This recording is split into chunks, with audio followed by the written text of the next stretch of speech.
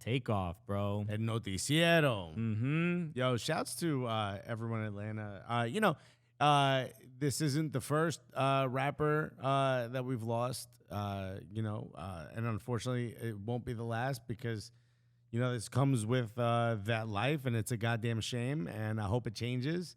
And I don't know what it'll take. I'm at a loss for words.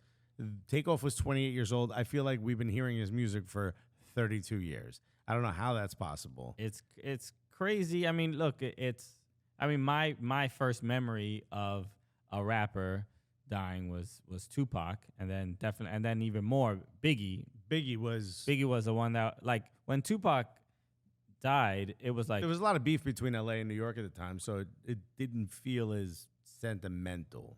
Well, it was, yeah, maybe, because I was a kid, and it's also like my connection to hip hop wasn't that not as deep as it is now. But when Tupac died, it was like, oh, well, I mean, this is like the third time he was shot. Like it wasn't like a complete shock because he had already been involved in other shootings, and it just seemed like, even as a kid, I'm just like, all right, well, this dude seems to be in danger or something's going on. So when he died, it wasn't like, I wasn't that particularly shocked. When Biggie died, because I was obsessed with listening to Biggie, right. that was like, wow, like this is wild. And then after seeing like the Biggie like documentary, and when you hear him talk about when like Tupac died, it was, even he was just like, yo, this like beef has gotten out of control. Like it was, so when he ended up dying, that's what just, I think, was a sign to a lot of people, like, bro, this beef, this East Coast, West Coast beef and all this. It only ends in one way. Yeah, it's which is stupid. And this is what this kind of feels like with this is a little bit more deep seated than that. That was like two rival cities. Yeah. This is just, this idea that you're, look, this is for the Patreons. I would never say this shit in public, but this idea that you got to be checking in when you go to cities is kind of stupid. And honestly, let's call it what it is. It's extortion. For those of you who listen to this show and don't know what I'm talking about, when you're from a certain community, and not race related, but when you, you're familiar with certain nefarious ways, when you go to another city, people of that, and I've said this on the show before, and somebody sent me a message once telling me I was crazy, but I've received other messages where people kind of get what I'm saying. It's kind of hard to explain. Like, I lost friends growing up who were doing stupid things, and I never thought of it as it's a shame and you mourn it, but you were like, this was the life they chose, And the term gets used, soldier, a lot. For those of you who watch The Wire, there's a very famous scene where Bodie tells, I can't remember the cop's name, but I'm a soldier. Like, this is what I do, So when you make the choice to be a part of that life, and unfortunately some people make it very young, you kind of tell yourself, like, okay, I'm going to, live and die by this gun, so to speak. Or, when I travel, I am not just a general person driving into a town. I am someone who's a member of one team that is driving into potentially rival territory. And because you have such a big name, you put a spotlight on that. A rival sort of feels a certain, there's a certain clout that comes with taking out someone of a rival team with that much of a namesake. So what a lot of people do, especially in a city like Los Angeles, is really well known for this. New York doesn't have this issue because it's so segmented, but I'm not saying that it's not as highlighted an issue. But in cities like Houston and Los Angeles, in a lot of cities, not just those two, but those are two very prominent ones, you need to go and check in. It's almost like visiting your embassy and saying, like, hey, I'm in town. And if you do it correctly, you need to pay people for protection. This is now the second rapper that has, had done that and asked for protection and not received it. And then now there's a lot of questions as to whether, who are you really asking for protection from if everything seems to happen around this group. So I'm not going to say too much because I don't want to get in too much trouble. I don't want to piss anyone off. But it's just a shame. This guy's 28 years old. I just pulled this up. Versace was released in 2013. That's the first time I heard Amigos. Same here, It was 2013. It was Versace. And then, frankly, if I'm being completely honest, I probably heard it first from the Versace remix, which had Drake on it, which is what blew them up outside of Atlanta, because I know they were popping in Atlanta. But if in 2022 Takeoff is 28 years old. In 2013, he was 19 years old Yeah. when we first heard of him. He's Quavo's nephew. Yeah, and Offset is his cousin. Okay. So they're not from the same. They're from the same family, but they're not from the same mother and father. Yeah, they're from different. They're related. It's Quavo's sister's kids or something like that, or brother's kids. Okay. So brother and sister's kids, whatever, his siblings' kids. Long story short, it's just crazy. It is. I mean, And by the way, from the account, I don't know if you saw the text that we're going back. Somebody leaked text from someone who was there. I did see that. He was like the quiet one that was just hanging out. Something went off, and he kind of got up to defend someone, and immediately gets shot in the head. It was a dice game at outside of a bowling alley in Houston.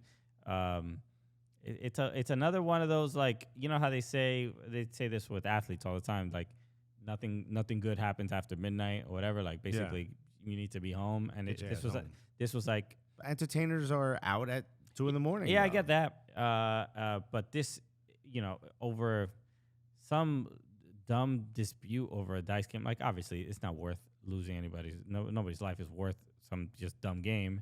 But this is, I mean, the thing that's frustrating and like traumatic is like, there's photos on Twitter of his like body on the ground and all this other video stuff. of it. Video. It's just, it's horrifying. And like, I mean, it's already horrifying that it happened, but then like, families have to see this stuff. And I'm fine with everything up until the guns are pulled. I mean, you're going to have arguments. You play a dice game or something. I don't know, whatever. It's not the life I live, but this is part of some people's life. They want to play dice. They think it's a fun thing to do. Well, like I remember seeing a tweet from 21 Savage, maybe like last month, where he said that he's like, "Yo, we need to put the guns down. We need to stop this." And literally all the comments, because he must have lost a friend, and all the comments were like, "Bro, have you heard your lyrics? You're always talking about shooting people and blah blah blah." Right. And he responded to that being like, "Yo, it's not real life. Stop taking it so seriously." But that's like an interesting thing to think about, where I think for some people that grow up with that, just listening to that lifestyle, believe it's absolutely real. They hear it, and the lifestyle is real. But that's the problem. Rappers are not necessarily living that exact life. No, and here's the thing: it's like a comedian whose friend trips and breaks his nose. By the time that joke is ready, it's probably going to be you're the one who tripped and broke your nose. You know what I mean? Okay. A lot of the stories that are told in these rap songs are stories that happen in the streets, but it didn't necessarily happen to them. And maybe this is a bit of a generation gap, but it used to be that the rapper was the one who told the stories of their neighborhood. Now it's like if you're not the actual criminal, you need to be verified. You need to you need and not pay like $20 a month to Elon Musk, but you now need to be the one. And this wasn't the tone of the show.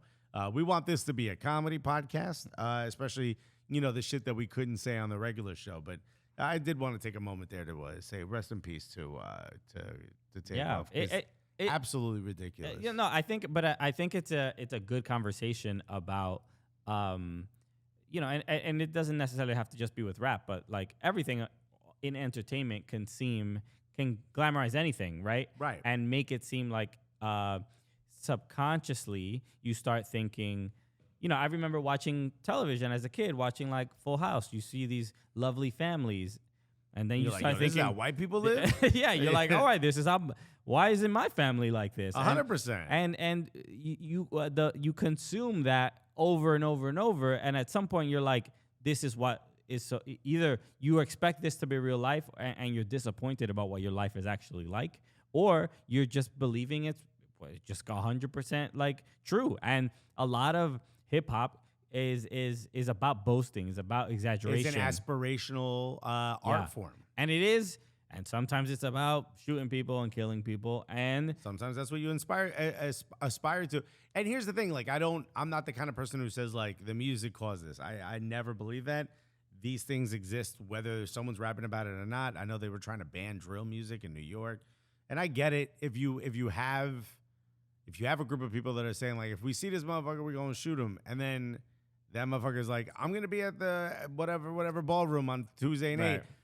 I get a sensible society saying, hey, maybe we don't do this part. I get that. But at the same time, I'm not one of these people that believes in music leads to violence or whatever. But I will say, these things exist, and when your entertainers are being shot in the head, things. If a change doesn't happen after 5-year-olds were killed in Sandy Hook, then I don't think a change just ever will happen.